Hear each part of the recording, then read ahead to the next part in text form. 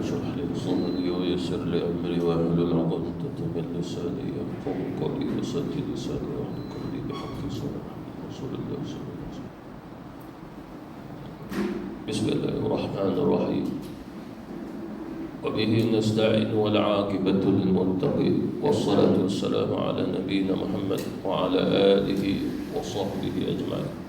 أشهد أن لا إله إلا الله وحده لا شريك له وأشهد أن محمدا عبده ورسوله وهو حبيبه وصفيه وخليله. أما بعد، السلام عليكم ورحمة الله تعالى وبركاته.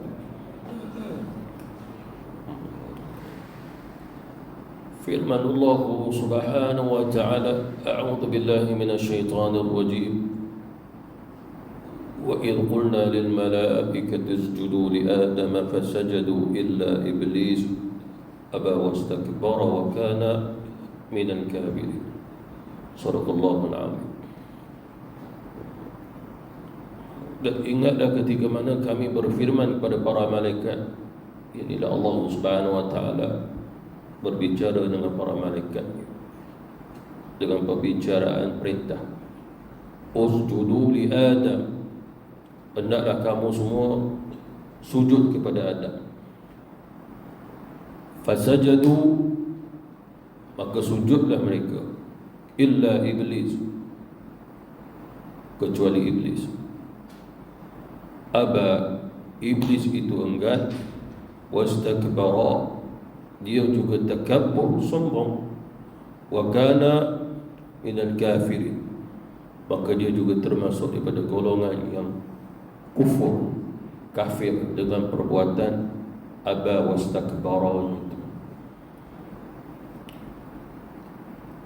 Hanya saja persoalan daripada ayat ini, Allah Subhanahu wa ta'ala telah perintah kepada para malaikat untuk sujud kepada Adam. Hanya saja yang diketahui bahawasanya iblis itu, seperti mana dalam surah Taha Allah Subhanahu wa ta'ala menyatakan, illa iblis kana minal jin, dia terdiri pada golongan jin. Dan ayatnya Allah Subhanahu wa ta'ala memerintahkan malaikat sujud kepada Adam. Tiba-tiba ada kaitan iblis. Iblis itu malaikat ke?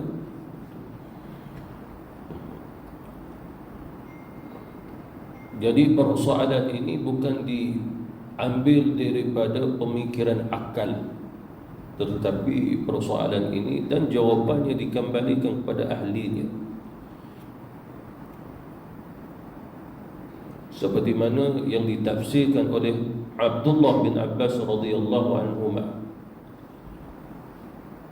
seseorang yang telah diberi anugerah oleh Allah Subhanahu wa ta'ala dengan ilmu tafsir dan juga ta'wilul Quran atau barakah doa baginda Rasulullah sallallahu alaihi wasallam.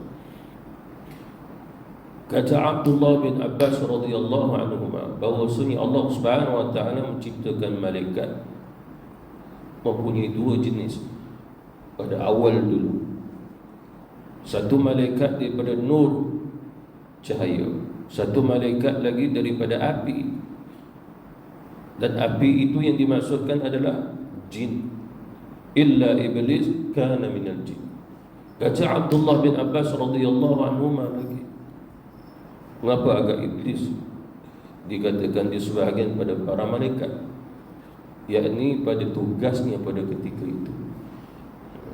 Dan kata Abdullah bin Abbas radhiyallahu anhuma, iblis itu bukan namanya iblis sewaktu dia taat kepada Allah Subhanahu wa ta'ala, dan dia juga ditugaskan oleh Allah Subhanahu wa ta'ala dengan tugas-tugas seperti mana tugasnya para malaikat. Jadi apa maksud malaikat di sini?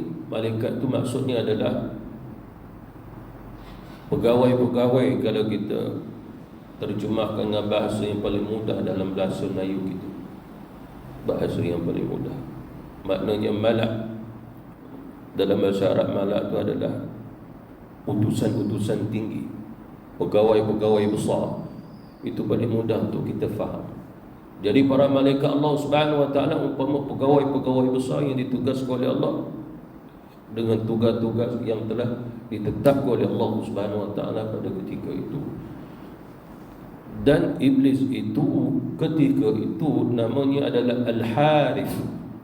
Allah Subhanahu wa taala yang memberi nama padanya Al-Harith.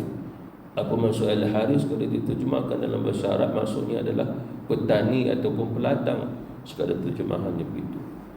Bahkan dalam hadis Rasulullah sallallahu alaihi wasallam, Nabi pernah bersabda, salah satu daripada nama yang disukai oleh Allah Subhanahu wa taala adalah Al-Harith. Allah Subhanahu wa taala suka nama itu. Dan Allah Subhanahu wa taala memberi nama itu kepada iblis. Dan hendaklah kita ketahui ketika mana namanya adalah Al-Harith, dia bukan iblis.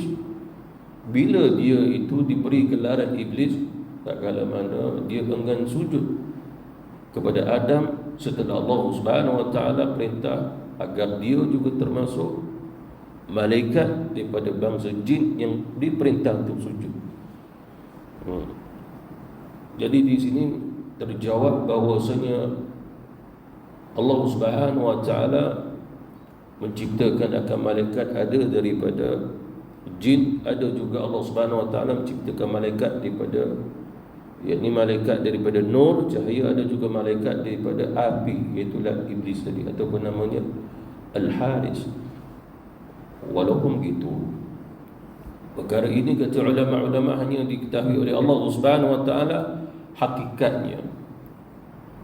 Bahkan dalam ayat ini Allah Subhanahu wa taala memerintahkan para malaikat, termasuklah Al-Harith ini ataupun iblis ini, untuk turut sujud seperti mana yang diperintah oleh Allah Subhanahu wa taala kepada para malaikat. Sebagian ulama-ulama menafsirkan lagi, pada ketika itu Al-Harith dia bersama, kita kata seperti mana satu majlis dengan majlisnya para malaikat, yakni Allah izinkan akan Al-Harith ini ataupun iblis ini duduk dengan majlisnya para malaikat Allah. Dan pada ketika itu dikenali sebagai salah satu daripada makhluk yang kuat ibadahnya, iblis ini, Al-Harith. Dan lebih-lebih lagi tugas-tugas besar yang diperintah oleh Allah Subhanahu wa taala kepada iblis ini berjaya dia laksanakan secara baik. Akan tetapi kerananya jin tidak sama dengan akan malaikat daripada nur, kerana dia mukallaf. Malaikat Allah Subhanahu wa taala tidak mukallaf, nur ni daripada nur. Tapi kalau sekiranya dia daripada bangsa jin, maka dia mukallaf. Apa maksud mukallaf? Apabila Allah Subhanahu wa taala perintah, sehingga perintah itu dikaitkan dengan ibadah, maka berkewajiban baginya untuk melaksanakan. Berbeza dengan para malaikat Allah Subhanahu wa taala, ya Allah Subhanahu wa taala menciptakan para malaikat yang dia bukan mukallaf. Mereka itu semua bukan mukallaf. Sebab dalam syariat kita mukallaf dua makhluk tadi, manusia dan juga jin. Seperti mana firman Allah Subhanahu wa taala, "Wa ma khalaqatul jinna wal insa illa liya'budun." Tetapi soalannya, liya'budun di sini adakah malaikat, adakah manusia dengan jin saja? Malaikat tak termasuk liya'budun, menyembah Allah Subhanahu wa taala, menyembah Allah. Cuma Allah Subhanahu wa taala tidak tetapkan dengan syariatul Islamiyah. Maksudnya apa? Para malaikat Allah Subhanahu wa taala tidak memberi padanya seperti mana Allah memberi kepada manusia dan juga jin. Sehinggalah manusia itu makan, manusia itu minum, manusia itu diberi rezeki dan berduduk tinggal di bumi ini, dan dia daripada tanah. Manakalanya jin, dia juga mukallaf, dicipta oleh Allah Subhanahu wa taala daripada nyalan api. Kata Abdullah bin Abbas, pucuk api, nyalan api yang paling atas sekali. Dan kata Abdullah bin Abbas, bahagian api yang paling panas. Lalu Allah Subhanahu wa taala menetapkan syariat. Maksud syariat adalah dia perlu solat, dia perlu berpuasa, dia perlu juga ibadah yang lain. Tetapi para malaikat Allah Subhanahu wa taala, apabila Allah perintah untuk sujud, dia akan sujud, sehingga Allah Subhanahu wa taala kata cukup. sehingga Allah Subhanahu wa taala mengakhirkan alam ni.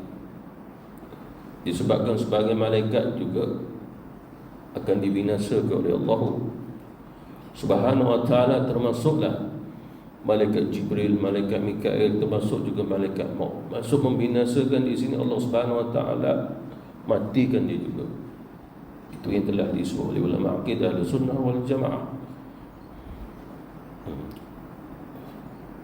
Lalu kata Abdullah bin Abbas radhiyallahu anhuma, pada satu ketika Allah Subhanahu wa taala memerintahkan akan iblis ini untuk turun ke bumi bersama para malaikat yang lain untuk melakukan satu tugas.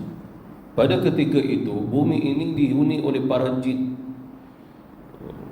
bukan manusia, jin. Bahkan mereka melakukan kerosakan seperti mana ada ayat yang disebut oleh Allah Subhanahu wa taala. Mereka bergaduh, berbunuh-bunuhan, melakukan kerosakan di atas muka bumi. Lalu Allah Subhanahu wa taala perintah Al-Haris ini, pada ketika itulah nama dia, untuk menghalau semua sekali bangsa jin yang jahat-jahat ni pergi ke laut, pergi ke hutan, pergi ke bukit.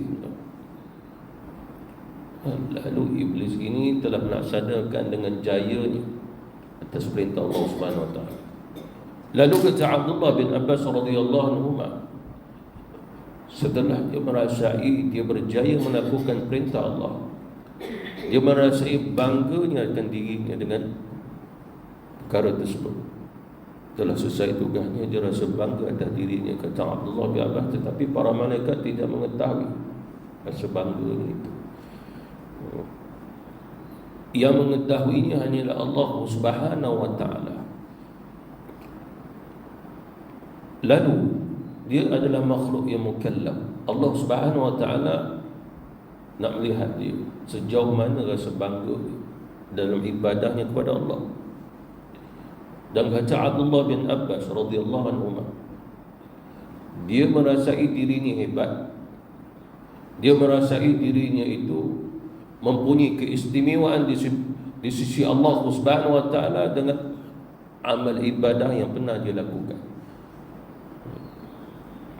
Bahkan diriwayatkan bahawa iblis ini pernah saja sujud di atas muka bumi, seolah-olah mana saja kita pijak dia pernah sujud di situ. Mananya ada tanah dia pernah sujud di situ. Kita tidak mengetahui berapa lama dan berapa panjangnya usianya iblis pada ketika itu, sebelum Allah Subhanahu wa taala menciptakan Nabi Adam alaihi salam.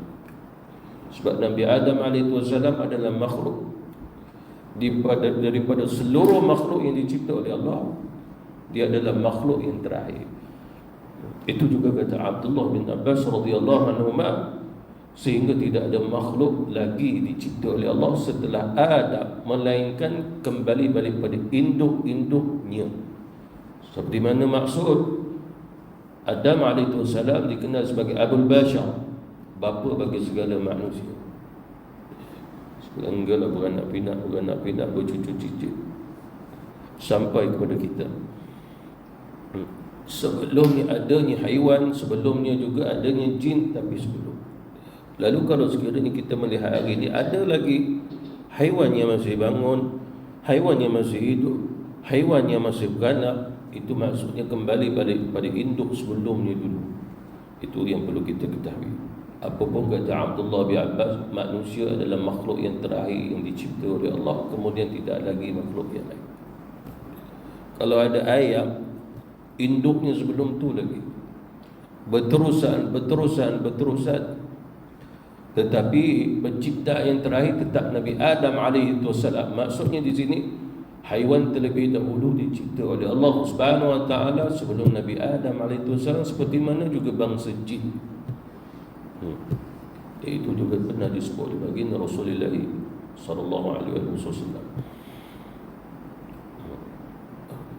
Lalu dilanjutkan lagi oleh Abdullah bin Abbas, maka Allah Subhanahu wa taala mengambil akan tanah. Dia perintah para malaikat ambil tanah, kumpul. Tidak lain melainkan Allah Subhanahu wa taala nak menciptakan satu makhluk yang bernama al-insan, manusia. Dan Allah Subhanahu wa taala menciptakan daripada yakni Allah menciptakan al-insan, manusia itu daripada tanah, daripada air. Itu juga disebut oleh Allah dalam Quran dan juga hadis-hadis baginda Rasulullah sallallahu alaihi wasallam.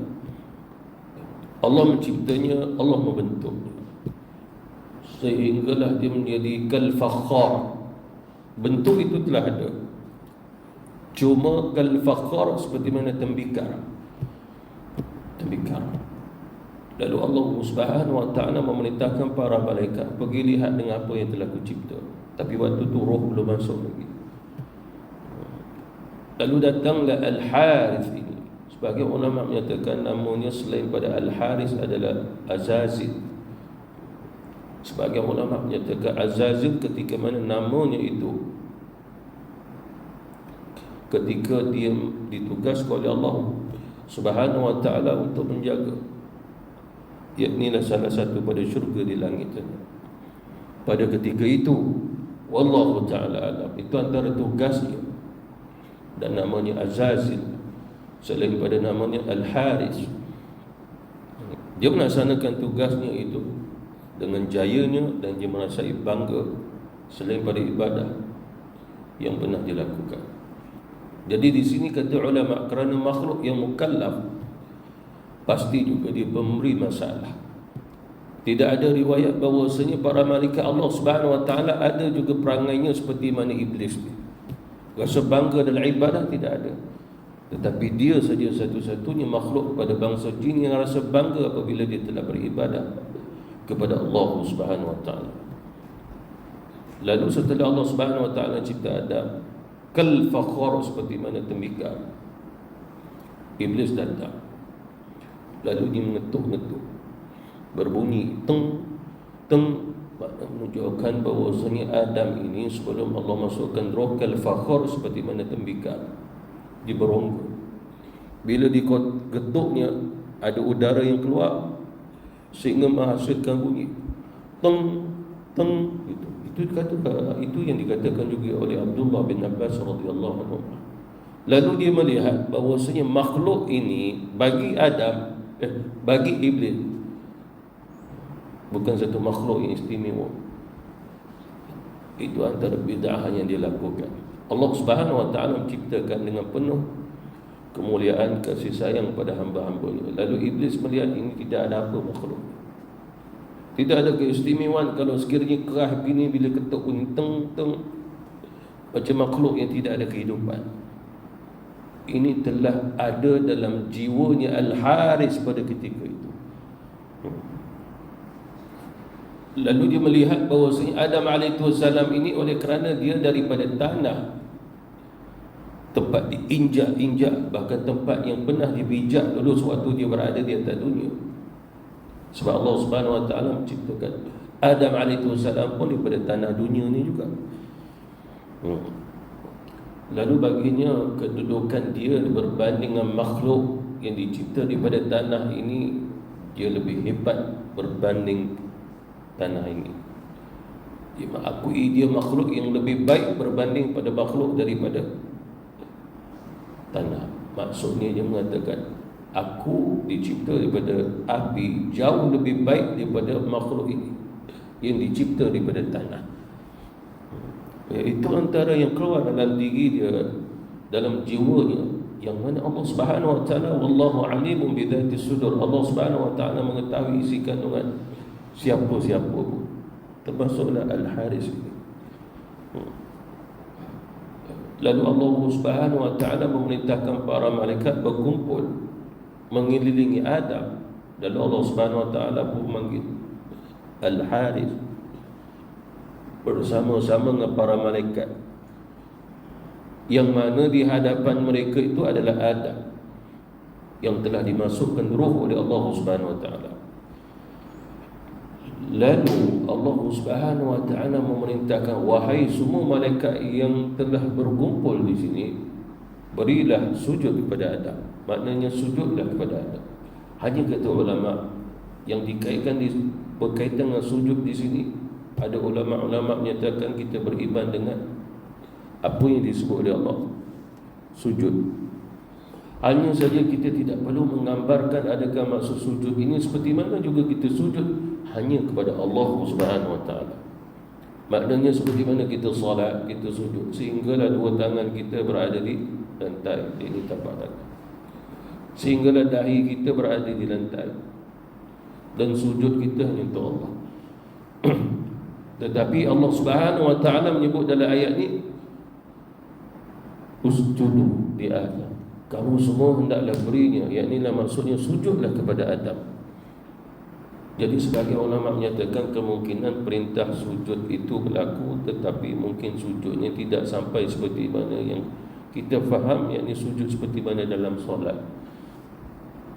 Ada ulama-ulama menakwilkan maksud sujud adalah memberi penghormatan dengan cara menundukkan pandangan mereka, menundukkan ataupun membongkokkan tubuh mereka dengan niat memberi penghormatan kepada Adam. Tapi bukannya dengan makna ibadah.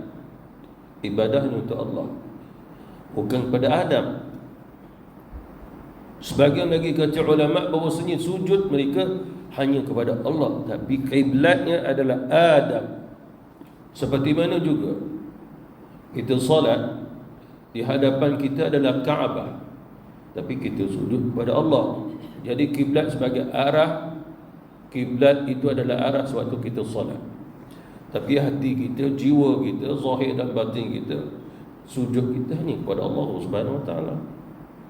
Jadi ada juga ulama-ulama kita menakwilkan dengan kaedah begitu. Wallahu a'lam. Jadi dalam ayat ini, ketika mana Allah Subhanahu Wa Taala memerintahkan kepada para malaikat untuk sujud kepada Adam alaihissalam, maka perintah itu pun menimbulkan satu perbahasan yang panjang, kata ulama-ulama, untuk memahami perintah sujud itu sendiri. Sebagian ulama menyatakan bahawasanya para malaikat itu bila diperintah sujud kepada Adam, mustahil mereka akan sujud dan disamakan seperti mana sujud kepada Allah.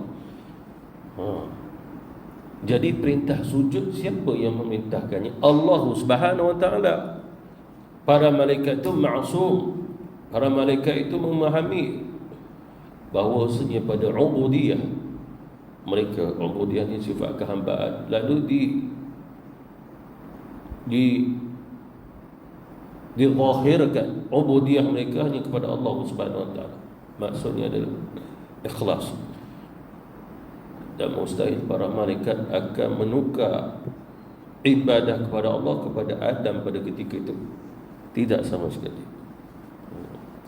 Itu yang kata ulama, perkara ini kita beriman hanya pada hakikatnya tidak diketahui.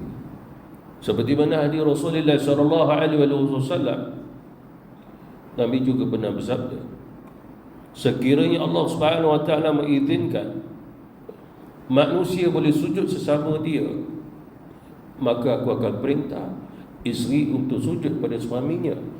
Apa maksud sujud di sini? Kalau dikatakan penghormatan, itu tak payah sujud pun memang perlu dihormati kan suaminya, memuliakannya. Tetapi ini ada kaitan sujud. Sebagai ulama menzahirkan makna sujud adalah sujud seperti mana kita sujud kepada Allah Subhanahu Wa Taala. Hanya saja sujud sebagai penghormatan, tapi bukan untuk ibadah kepada dia. Itu telah disepakati oleh ulama-ulama. Tapi Allah melarang. Mengapa Allah Subhanahu Wa Taala melarangnya? Kerana kemungkinan dikhawatirkan apabila perintah itu diteruskan, ada di antara manusia yang benar-benar akan sujud sehingga seperti mana sujud menjadi ibadah pada dia. Allah dia sujud dengan makna ibadah, selain daripada Allah dia sujud pun dengan makna ibadah, maka itu salah di sudut akidah dan juga syariat. Lalu Allah Subhanahu Wa Taala tidak izinkan bagi umat baginda Rasulullah sallallahu alaihi wasallam. Tetapi dalam ayat yang lain, dalam surah yang lain, seperti mana dalam surah Yusuf alaihi salatu wassalam, dalam ayat itu pun ada kaitan bahawasanya sujud. Dalam mimpinya Nabi Yusuf alaihi salam, bahawasanya aku melihat inni ra'aitu ahada asyara kawkaba wasyamsa wal qamar lahum sajidin. Sajidin maksudnya sujud, tapi ini berkaitan dengan mimpi saja. Yang wallahu ta'ala a'lam bagaimana nak menakwilkannya kita pun tak tahu. Cuma Nabi Yusuf pernah bermimpi ada 11 kaukaba, bintang-bintang, sebagai ulama kata kawakib, seperti mana planet-planet juga, termasuklah matahari dan juga bulan, semuanya sajidin. Sajidin maksudnya sajidini, sujud kepadaku. Itu permulaan dalam surah Yusuf. Akhir daripada surah Yusuf, Allah Subhanahu wa taala menceritakan, maka setelah lebih kurang puluhan tahun berpisahnya Nabi Yaqub, ayahandanya dan juga ibundanya dan juga adik-beradiknya, dan semua dipertemukan kembali. Dalam ayat itu Allah Subhanahu wa taala menyebut semuanya bertemu. Nabi Yusuf alaihissalam yang berada di atas tahta kerajaannya di Mesir, dan semuanya sujud kepadanya. Lalu Nabi Yusuf alaihissalam memberitahu kepada ayahandanya Nabi Yaqub, wahai ayahku, inilah maknanya takwilan akan al-hadis, mimpiku dulu, di mana semuanya datang dan sujud kepadaku. Jadi apa maksud sujud kepadaku? Adakah sujud maksud di sini maknanya adalah benar-benar seperti mana kita sujud sewaktu kita sujud dalam solat? Ada sebahagian mengatakan begitu, ada sebahagian kata tidak sampai begitu, hanya sebagai memberi penghormatan. Jadi walaupun begitu hanya diketahui oleh Allah Subhanahu wa taala. Kalau berlaku pada hakikatnya sujud itu berlaku, lalu ulama menyatakan diizinkan, dibenarkan pada zaman umat yang terdahulu, tetapi tidak diizinkan dibenarkan pada umat ini. Seperti mana dalam satu riwayat Imam At-Tirmizi, hadisnya sahih, sahabat bertanya, ya Rasulullah, adakah di antara kami apabila kami bertemu di antara kami, lalu kami akan menundukkan, membongkokkan badan kami untuk memberi penghormatan kepada beliau? Lalu Rasulullah kata tidak, melainkan musafahah, jabat tangan saja. Lalu ulama-ulama menyatakan bahawasanya makruh hukumnya apabila seseorang menundukkan tubuh badannya untuk menghormati seseorang, kecuali kata ulama-ulama dia tidak niat begitu, hanya saja sebagai satu penghormatan. Disebabkan seperti mana contoh, ada kalanya seseorang perlu menundukkan badannya, seperti mana contoh kita melihat anak kita, kita melihat cucu kita, apabila nak bersalam dengan kita, dia menundukkannya kerana dia nak salam, nak mencium tangan kita, dia menundukkannya. Maka kata ulama itu bukan maksud hakikat bahawa yang dilarang. Yang dilarang maksudnya seperti mana hadis Rasulullah, mereka bertemu sesama mereka tapi tidak ada musafahah, seolah-olah mereka bertemu dengan menundukkannya akan tubuh badan mereka seperti mana rukuk. Seperti mana hari ini kita ambil contoh macam orang Jepun lah, bila bertemu alikoto kan cuma tunduk begitu. Lalu Rasulullah sallallahu alaihi wasallam melarangnya, sehingga kalau kita pergi Jepun sekalipun, ada kawan kat sana, itu jaga tradisinya. Lalu apabila dia menundukkan badannya di hadapan kita, jangan kita membalasi, terus kita berdiri saja, kerana itu tradisi dia. Jangan kita pun tundukkan tubuh kita. Itu yang dilarang oleh Rasulullah sallallahu alaihi wasallam, kerana mereka bukan ada yang musafah, jadi tidak ada ujabat tangan. Jadi itu yang dimaksudkan pada hukum syar'i, hukum syariat kita. Jadi bagaimana Allah Subhanahu wa taala memerintahkan para malaikat, termasuklah malaikat daripada jin, iaitu iblis tadi, untuk sujud selain daripada Allah Subhanahu wa taala. Tapi kata ulama, apabila Allah Subhanahu wa taala perintah, terlebih dahulu Allah mengetahui keadaan yang dia perintah pada siapa itu. Maksudnya apa? Kalau Allah Subhanahu wa taala perintah kepada para malaikat untuk sujud selain daripada Allah, tetapi Allah mengetahui mustahil akan malaikat itu akan sujud seperti mana dia sujud kepada Allah. Allah Subhanahu wa taala mengetahui, dan mustahil Allah Subhanahu wa taala memerintahkan akan sesuatu perkara yang bertentangan pada usul ibadah itu sendiri. Dan Allah Subhanahu wa taala memerintahkan juga jin itulah Azazil tadi, Al-Harith ataupun iblis itu untuk sujud. Tapi Allah Subhanahu wa taala mengetahui keengganannya. Allah Subhanahu wa taala Maha mengetahui, bukannya setelah dia aba, dia enggan, barulah Allah Subhanahu wa taala mengetahui, oh dia memang tak mau. Ilmu Allah Subhanahu wa taala itu bersifat qadim. Allah Subhanahu wa taala terlebih dahulu mengetahui keadaan iblis itu. Lalu Allah Subhanahu wa taala bertanya tak kala mana dia enggan, illa iblis. Hai iblis, tapi Allah Subhanahu wa taala tidak memanggilnya iblis. Allah memanggil dia Azazil atau Haris. Sebab dia belum dapat lagi gelaran iblis. Setelah dia rasa bangga dan dia bagi tahu kebanggaannya itu diri dia kepada Allah, barulah Allah Subhanahu wa taala menamakan dia sebagai iblis. Iblis ni bukan nama yang bersifat mahmudah tapi mazmumah. Sebab iblis itu adalah nama yang dikaitkan dengan laknat Allah padanya. Ba'uda minal ghaib, ba'uda minal khair wa rahmah, yang mana dia akan dijauhkan daripada mendapat kebaikan dan juga rahmat. Dia tidak akan pernah mendapatkannya lagi di sisi Allah.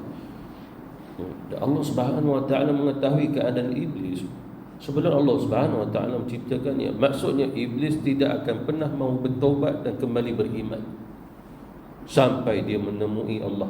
Apa maksudnya? Sampai hari kiamat. Itu disebut oleh Allah dalam surah Al-A'raf. Cuma beriman bahawasanya Allah berbicara dengan iblis, itu kita perlu beriman sebab ada kitab Allah Subhanahu wa taala yang bercerita kepada kita. Lalu Allah Subhanahu wa taala bertanya kepada iblis, "Ma mana'aka alla tasjuda id amartuk?" Wahai kamu, maknanya Azazil, Al-Harith, mengapa kamu enggan untuk beri penghormatan mana sujud pada Adam tak kala mana yang perintah aku? Dia akan tahu bahawasanya kalau dia sujud, tentu dia bukan untuk ibadah, hanya sujud atas perintah Allah. Lalu dia mengatakan, qala ana khairum minhu khalaqtani min narin wa khalaqtahu min tinin. Aku lebih baik daripadanya ya Allah, aku dicipta daripada api sedangkan dia diciptakan daripada tanah. Jadi itu yang dikatakan abah tadi. Jadi soalannya siapa yang perintah? Allah. Tapi bagaimana dia bolehnya aba, yakni yang mengabaikan perintah, itulah nama mukallaf tadi. Kerana para malaikat Allah Subhanahu wa taala tidak ada seorang malaikat Allah Subhanahu wa taala pun yang aba, yang enggan. Hanya kata ulama tafsir, maksud malaikat di sini bukan menunjukkan keseluruhan malaikat yang ada pada ketika itu. Hanya Allah Subhanahu wa taala saja yang tahu berapa jumlah malaikat. Sebab ada malaikat di planet itu, di bumi, ada malaikat di langit, setiap lapisan langit pun ada malaikatnya. Ada Jibril, ada Mikail, ada Israfil, ada malaikat maut, malaikat Ridwan, malaikat Malik, Zabaniyah. Lalu kata ulama-ulama kita bahawasanya malaikat yang disebutkan nama tadi tidak termasuk di antara malaikat yang diperintah oleh Allah untuk sujud pada Adam. Tak termasuk. Maksudnya apa? Jibril ke, Mikail ke, Israfil ke, malaikat-malaikat yang ada nama tu, dengan tugas-tugas besar tu, 10 orang malaikat tu, termasuk Munkar Nakir ke, Raqib wal Atid ke, itu tidak termasuk Allah perintah mereka juga untuk sujud. Tidak. Tetapi malaikat selain daripada itu pada alam atau keadaan di situ saja. Itu juga disebut oleh ulama-ulama tafsir. Lalu sujudlah seluruh malaikat yang ada pada ketika itu di situ. Tetapi yang bersama dengan malaikat pada ketika itu adalah Al-Harith. Dia enggan. Aba, dia enggan. Wastakbara, Di sini mana poin yang ini mengatakan aku lebih baik. Wastakbara tu sombong, tak kala mana dia berhadapan dengan Allah lalu dia mengatakan ana khairun minhu, aku lebih baik daripada dia. Soalannya, siapa yang mengatakan bahawasanya api jauh lebih baik daripada tanah? Sehingga sebahagian para sahabat Nabi termasuk Abdullah bin Abbas radhiyallahu anhu mengatakan, kalau kamu nak mengetahui apa itu bid'ah, ini dia bid'ah. Kalau kamu nak mengetahui bid'ah yang pertama yang pernah ada di atas alam ini, iaitu bid'ah yang dilakukan oleh iblis. Apa bid'ahnya? Dia kata ana khairu minhu, ya Allah, aku lebih baik daripada dia. Sedangkan Allah Subhanahu wa taala tidak pernah menyatakan bahawa makhluk daripada api jauh lebih baik pada makhluk pada tanah. Allah Subhanahu wa taala tak bagi tahu kepada siapa pun. Bahkan perkara ini hanya diketahui oleh Allah. Bagaimana tiba-tiba iblis mengatakan dia lebih baik?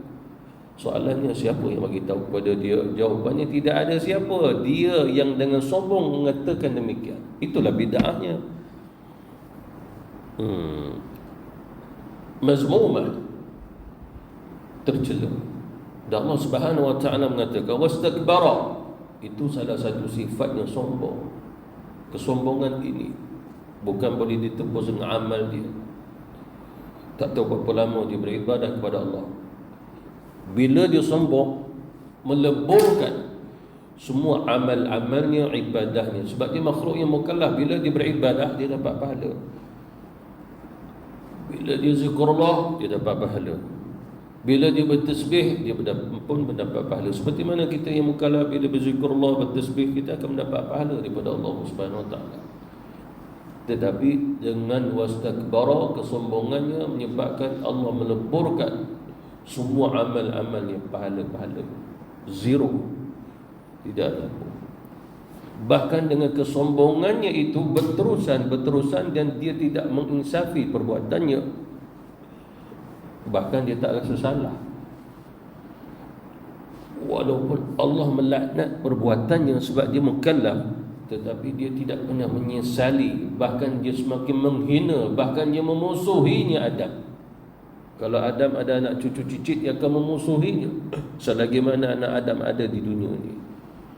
Itulah maksud wastakbara. Dan Allah Subhanahu wa taala mengetahui sehingga Allah menghukumnya sehingga dia bukan mukmin, tapi Allah kata wa kana minal kafirin. Kafir dia berterusan sehingga matinya pun kafir. Dia dulu mukmin sebab dia mukallaf. Dia beribadah, dia berzikrullah, mentaati perintah-perintah Allah, dia pegawai yang tinggi jawatannya pada ketika itu.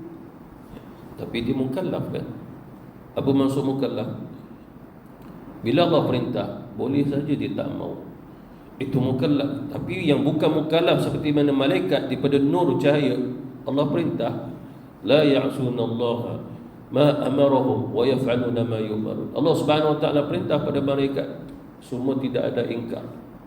Allah kata sujud, sujud. Allah kata rukuk, rukuk.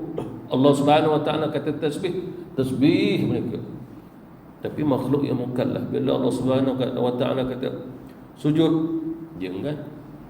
Beri penghormatan, dia enggan. Itulah perbezaannya. Lalu perkara ini sama seperti mana manusia dan juga jin yang ada sampai hari ini. Mukallaf, saqalain, disebut oleh Allah sebagai makhluk saqalain dalam surah Ar-Rahman. Nabi kata saqalain itu manusia dan jin saja. Atas alam ini semua bertasbih kepada Allah Subhanahu wa taala kecuali manusia dan jin. Dan di atas alam ini semua mengenal Allah Subhanahu wa taala, tapi dua jenis makhluk yang tak mengenal Allah dan beribadah kepada Allah, manusia dan juga jin. Oleh kerana itu manusia dan jin saja mukallaf. Sama ada dia itu mukmin ke, dia kafir ke, tetap juga mukallaf. Dan mukallaf itu bukan khusus untuk yang beriman saja, yang Islam saja. Kalau orang-orang kafir tidak dihukum mukallaf, maka tak wajib kita nak dakwah Islam pada dia. Sebab dia juga perlu Islam dan beriman kerana dia mukallaf. Oleh kerana itulah dakwah Islam perlu sampai kepada dia. Itu maksudnya mukallaf tadi. Lalu Allah Subhanahu wa taala menghukumnya sebagai kafir disebabkan atas ilmu Allah Subhanahu wa taala. Dalam Islam kita tidak boleh tergesa-gesa menghukum seseorang itu jatuh kafir kerana kita tidak tahu kematian atasnya kafir atau mukmin. Innamal a'malu bi khawatimiha, satu-satu amal sama ada di amalan kafir, amalan iman ditentukan pada akhir kehidupannya. Seperti mana di Rasulullah adanya seseorang yang hidup sebagai kafir, tapi sebelumnya mati dia memilih sebagai seorang Islam yang beriman, maka matinya Islam dan beriman akhir. Ada di antara mereka yang hidupnya sebagai seorang Islam yang beriman, tapi dia mengakhirkan hidupnya dengan seorang yang kafir. Oleh kerana itu dia sudah akidah Sunnah wal Jamaah menyatakan bahawasanya kalau seorang kafir yang masih kafir, yang menyembah selain pada Allah Subhanahu wa taala, kita hanya menyatakan bahawasanya kalau matinya akan demikian, dia mati kafir. Tetapi kita tidak tahu adakah benar satu ketika nanti dia mengakhirkan hidupnya dengan kekafiran. Wallahu a'lam. Kita dah mati dulu, rupa-rupanya dia itu masuk Islam, beriman, dan dia mati Islam dan beriman. Kita tak tahu sebab kita mati. Sedangkan waktu kita hidup dengan dia, dia menjadi jiran tetangga kita, kita mengatakan dia kalau mati, mati kafir. Padahal kita tidak mengetahui bahawasanya dia mengakhirkan usianya, hidupnya sebagai seorang Islam dan beriman. Satu. Yang kedua, kita mengenalnya, hidupnya sebagai seorang Islam yang beriman, lalu kita mati, tapi kita tidak mengetahui bahawasanya orang itu mengakhirkan usia dan hidupnya lalu memilih bukan Islam, dia memilih agama selain pada Islam dan dia tidak lagi mahu menyembah Allah. Kita dah mati, lalu kita sendiri tidak mengatakan bahawasanya orang ini kalau mati dalam keadaan sekarang ini Islam beriman, mati Islam beriman, tapi akan datang aku tidak tahu. Itu yang Allah Subhanahu wa taala perintah kita selalu bergantung padanya, mohon padanya agar jangan kita mati melainkan Islam dan juga beriman. Mohon petunjuk, mohon kekuatan daripada Allah dan juga istiqamah atas Islam dan juga iman. Dah huraian ayat ini insya-Allah nanti kita akan sambung lagi berkaitan dengan mengapa Allah Subhanahu wa taala perintah sujud. Sebab sujud ini lebih pada nilai yang ibadah, tapi Allah Subhanahu wa taala perintah. Boleh saja Allah Subhanahu wa taala mengatakan kepada para malaikat, beri penghormatan. Penghormatan ini tahiyat. Bahkan dalam riwayat yang lain hadis Rasulullah sallallahu alaihi wasallam, Allah perintah para malaikat pergi kepada Adam, bagi salam kat dia. Itu ayat Quran. Satu riwayat lagi disebutkan, wahai Adam, bila datangnya malaikat kepada kamu, maka bagi salam. Allah ajar salam kepada Adam, Assalamualaikum. Lalu malaikat pun menjawab, Waalaikumsalam. Lalu Allah berfirman, wahai Adam, jadi sampaikan salam, membalasi salam, hendaklah diamalkan oleh anak cucu cicitmu. Itu lebih mudah untuk kita faham. Yang ini memberi penghormatan dengan Assalamualaikum warahmatullahi, Waalaikumsalam warahmatullahi. Dia lebih mudah. Tapi ayat ini Allah Subhanahu wa taala kata, fasajadu, hendaklah kamu sujud.